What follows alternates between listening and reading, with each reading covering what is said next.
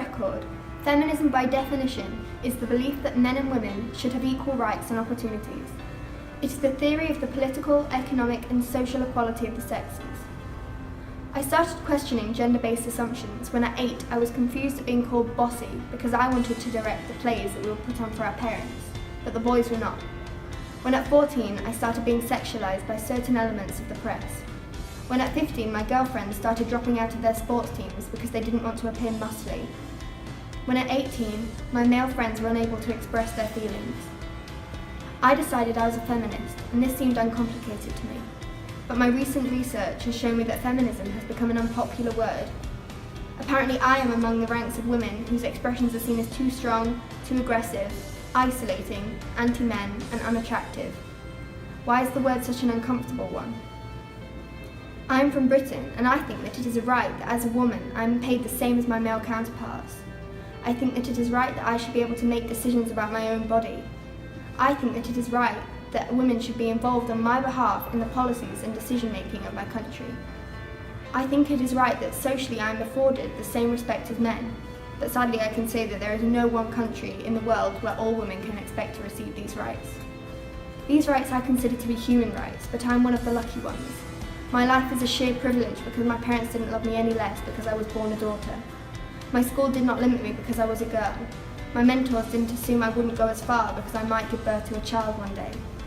These influences were the gender equality ambassadors that made me who I am today.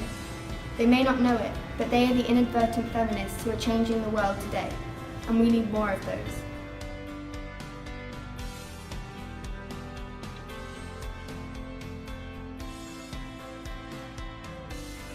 I worked for a company for 15 years, working my way up from sales assistant to training coordinator and deputy area manager.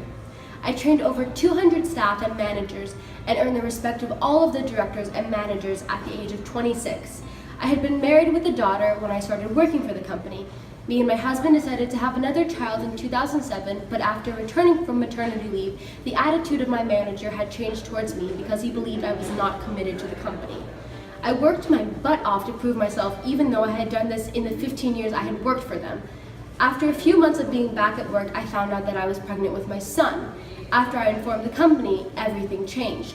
They did not believe that I could do the job, and they made it obvious that they did not want me to carry on working for them. Again, I proved I could do my job as well as any other member of staff, but in mid-2008, my job was being reconstructed along with all the area manager positions. I was very heavily pregnant at the time this was happening, so I could not be at work.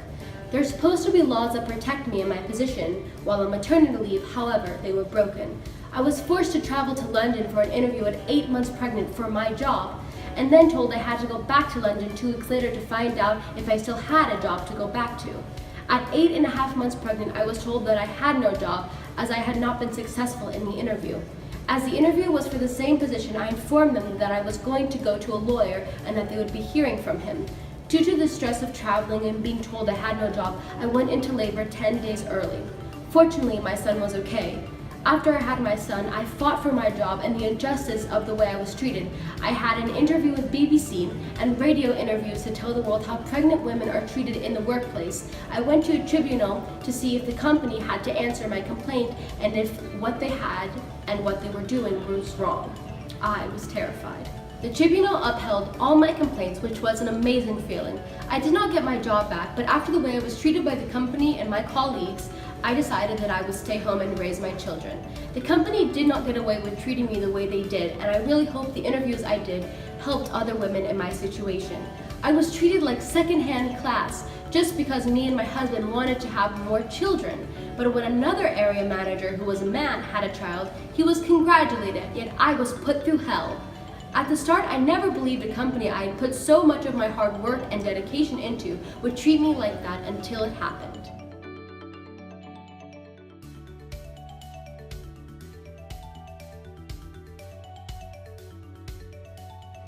We need to stop buying into the myth about gender equality. It isn't a reality yet. Today, women make up half of the U.S. workforce, but the average working woman only makes 77% of what the average working man makes. But unless women and men both say this is unacceptable, things will not change. Men have to demand that their wives, daughters, and sisters earn more, commensurate with their qualifications and not their gender. Equality will be achieved when men and women are granted equal pay and equal respect. Humanity requires both men and women, and we are equally important and need one another. So why are we viewed as less than equal? These old attitudes are drilled into us from the very beginning. We have to teach our boys the rules of equality and respect, so that as they grow up, gender equalities become a natural way of life. And we have to teach our girls that they can reach as high as humanly possible. We have a lot of work to do, but we can get there if we work together. Women are more than 50% of the population and 50% of the voters. We must demand that we all receive 100% of the opportunities.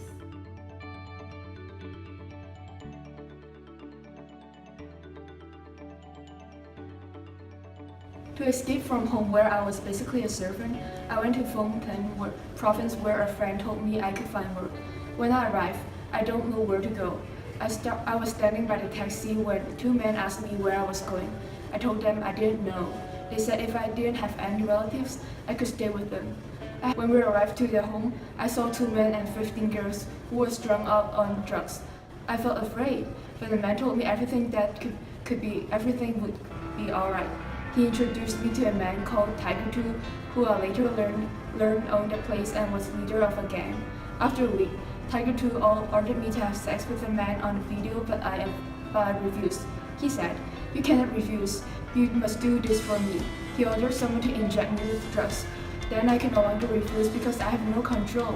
I had to do what they wanted me to do which was to be filmed having sex with Khmer men, Vietnamese men, and Japanese men. I was hopeless and thought, this world is so big with many girls and women. Why has this problem happened to me? Tiger 2 ordered me to sell drugs from 9 o'clock p.m. to 11 p.m. and then sell my body from 11 p.m. to 4 a.m. Tiger 2 and his gang watched me carefully and punished me for anything I did wrong.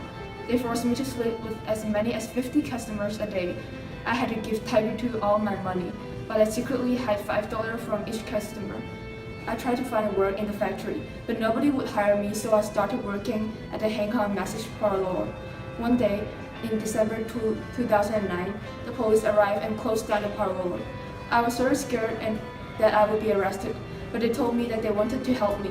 The police sent me to the Accommodation of Social Affairs Department so I could learn some skill and get a proper job. I have decided to study hairdressing in the SIP Center, as I would like to become a good hairdresser or staff member of AFB SIP so I can help the other victims.